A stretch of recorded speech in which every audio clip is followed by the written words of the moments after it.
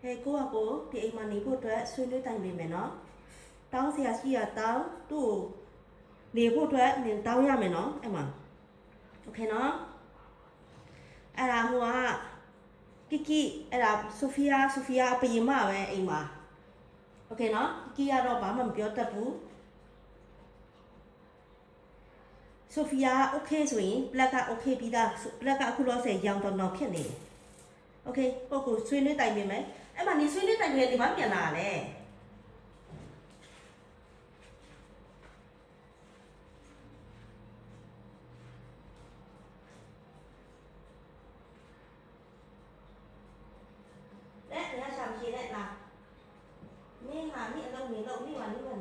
你下到前面的口呢，你做哪样么？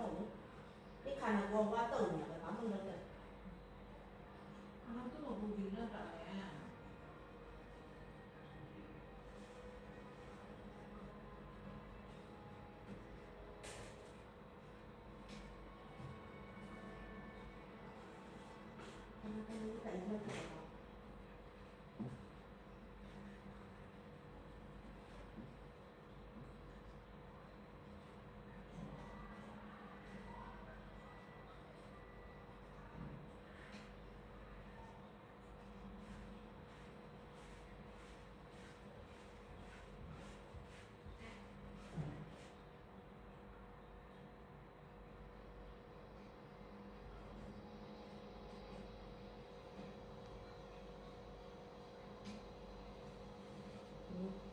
သူတို့မြောက်ညီမ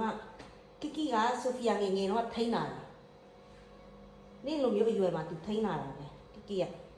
အဲ့ကြောင့်သူကကီကီကိုအရန်ချစ်တယ်ဆိုဖီယာโอเคနော်မနေတော့ဆွေးနွေးတိုင်ပင်ကြမယ်